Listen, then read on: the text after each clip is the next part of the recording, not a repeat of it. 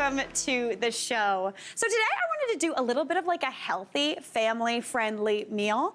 Honestly, I feel like when I was growing up, I had a lot of friends who were like allergic to green things. Did anyone else have those? Yet they'd eat a lot of green candy, no issues there. But I wanted to do something that's super flavorful, a little bit reminiscent of a taco, but like veg-friendly with a lot of good protein in there. So we are doing a vegetarian tofu and black bean enchilada, which I'm very excited about. Honestly, I'm gonna convince you this is family friendly. I know there's tofu, I know there's beans, there's definitely spinach, but it's gonna be delicious. So to get started, we're gonna get working on the filling for these enchiladas. So I've got a pan here over about medium heat. I'm gonna add in about 2 teaspoons of oil. I'm just using a neutral oil today, but if you wanna use olive oil, coconut oil, whatever you want, feel free to use that in this pan. So into there, I'm gonna add in some onion, just half of an onion diced up. So add that on into the pan, and I'm gonna season that up with some salt and a little bit of pepper. Now, the salt is obviously to kind of draw some of that moisture out, help those cook down nicely. Pepper's just for flavor. Honestly, when I was a kid, I hated pepper, so feel free to leave that out. If you got kids like me at home, if I could see it, wouldn't eat it. It's crazy. My tongue was not that smart back then. Like I was like, things are delicious, just eat it. All right, I'm gonna cook that for just a couple minutes just to start to soften up that onion. That's just gonna get it a little bit golden and a little bit tender. There's not a ton of onion in here, but it's gonna bring a good amount of flavor. All right, now into there, I'm also gonna add in some garlic. So I've got 2 cloves of garlic that are just finely minced up. If you want to, you know me, I do love mincing it straight on into the pan with a rasp. That would work too. This one I've got chopped up. Now I am going to mix that up and just cook that for about 30 seconds once that garlic is added. That is looking beautiful. So now I'm gonna start adding in the things that's gonna kind of meaten up and beef up that filling. And fun fact, no meat, no beef. We are working with tofu and black beans today. So here I've got 175 grams of extra firm tofu. That's about a block, and I've crumbled it up. So I've crumbled it up so it kind of resembles ground meat. Once all of the flavors get into this mix, you're not really gonna be able to tell it's tofu. Tofu is great, it's kind of a sponge. I personally love the flavor of it plain. It's really, really kind of creamy and almost custardy, but once you add spices and flavoring onto there, no one's gonna know. It just gives texture and protein. I've also got some beans, speaking of protein here, just a can of drained and rinsed black beans. They've got protein, fiber, tons of minerals and nutrients, and it's as easy as opening up a can, which is always a delight. So I'm just gonna stir that up, and now we're gonna start adding in our flavorings. So in addition to that onion and garlic, I'm also gonna toss in about 1.5 teaspoons of chili powder. Chili powder is great. It's a good combination of a bunch of different things. It's got a little bit of heat to it, but like not a lot. It's mainly smoky, which is always a good thing. So I'm gonna add in 1.5 teaspoons of that. For anyone who wants to know, that's half a tablespoon. That's my math for the day. Measurement math. It's very good. All right. Now I'm also gonna go in with 1 teaspoon of cumin. Anytime I am making a vegetarian dish, I love adding cumin because it gives a really like smoky, meaty flavor. It also has a little bit of a lemony note to it, so it's really, really tasty. And it just kind of makes things taste meaty. So 1 teaspoon of that goes on in. And then finally, for a little bit of smokiness, extra smokiness, just 1/2 teaspoon of smoked paprika. Love a smoked paprika. I refer to it as the bacon of my spice cupboard because it is smoky, and that is a good thing. So again, that's gonna give you that meatiness, kind of almost barbecue vibes. Really, really good. Give that a stir up. And at this point, I would wanna cook this down for about 5 minutes. So now I'm gonna add in my greens. I'm going with 2 handfuls of baby spinach. So I'm gonna add that on in. And I just want that to wilt down just until there's not like big hunks of spinach. You know when you cook baby spinach and it disappears into nothing? That's what we're looking for here. All right. Now, once that kind of cooks down, and if you want to give it a little bit of help, just add in a couple splashes of water. That's going to help bring that spinach together and also deglaze the pan, getting all that flavor back into the mix. All right, so while that cooks down, guess what? We got to swap. This is what it looks like when you're done. It's got a ton of protein, a ton of flavor, everything's cooked down, but now we need to add something that's gonna kind of bind. I know, I'm excited about it. I would eat this with a spoon, I'm not gonna lie.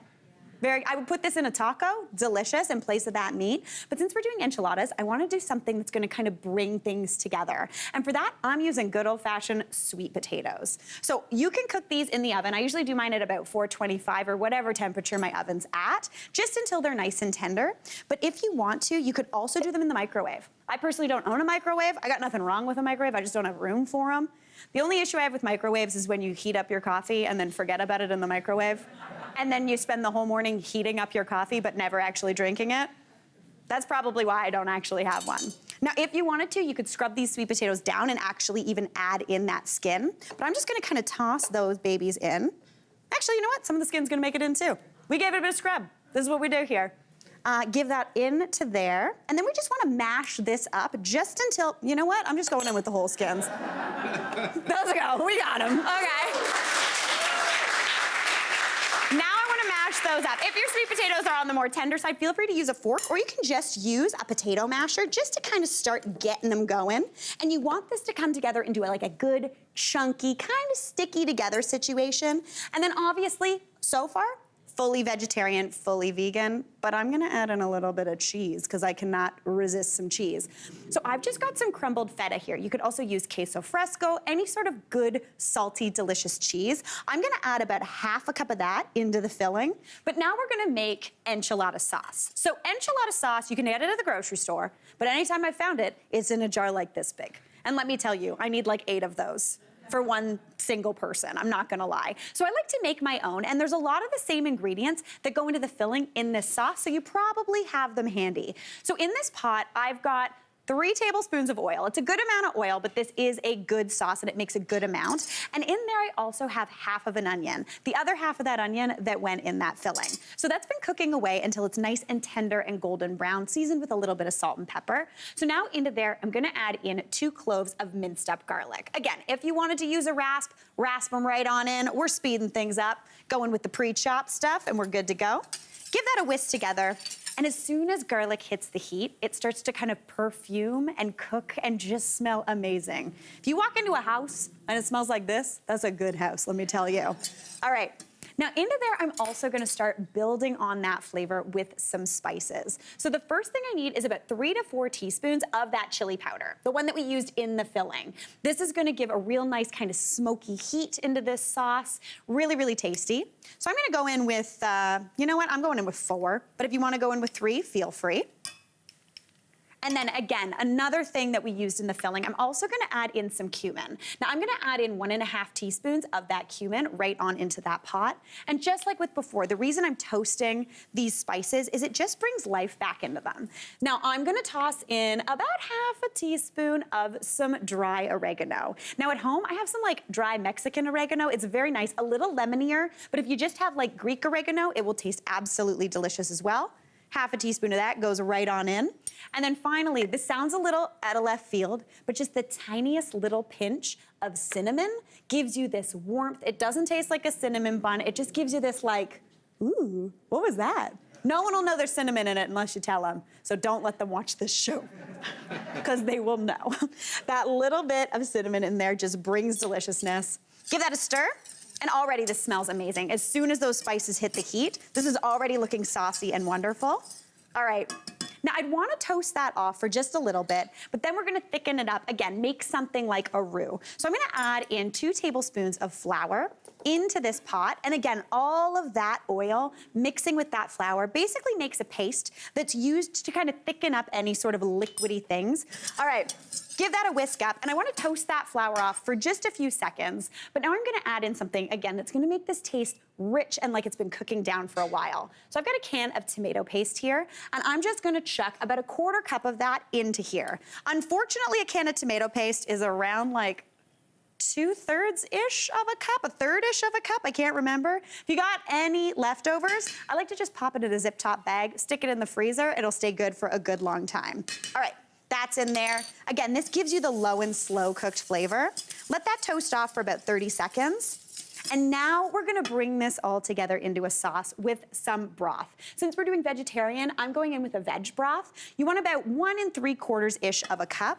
If you wanted to do chicken or all you had on hand was chicken, you could completely do that. Just add in that chicken broth that you get at the grocery store. Give that a whisk together. Then once that's all in, you want that flour to thicken up. So just let that simmer for about, I'd say, 10 to 15 minutes, and you end up with something that looks like this. It's thick and rich and salsa-y, but to cut through that, I'm gonna add in just the tiniest little bit of vinegar. Just some apple cider vinegar at the very end brings this together and gives you the most tasty, bright, fresh flavor. Now, I'm gonna take about 3/4 of a cup of this sauce, pop it in the bottom of a casserole dish. And the thing I love so much about this recipe is you can make that filling a day or two ahead. You can make that sauce a good few days ahead and then put everything together when you're ready to eat. So I've got some corn tortillas here. And to assemble these babies, you just get a little bit of that filling, pop it onto your corn tortilla just in the middle, and then just roll it up almost like a little, kind of like a little cigar or a cannoli.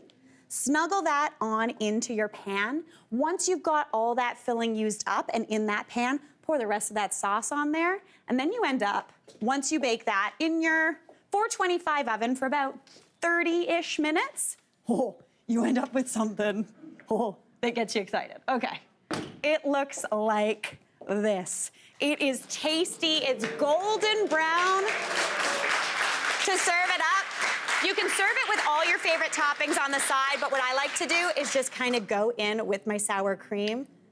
This is where you go wrong if you're doing this for a picky family. Don't do this, but I like doing this. Everyone gets a little bit of that sour cream on there. Some pickled red onions for a little bit of acidity would be absolutely amazing. Little bit of some green onion, because personally I'm really into a double onion game right now. Some cilantro on there. Little bit of some lime wedge, and obviously a little bit more of that delicious cheese.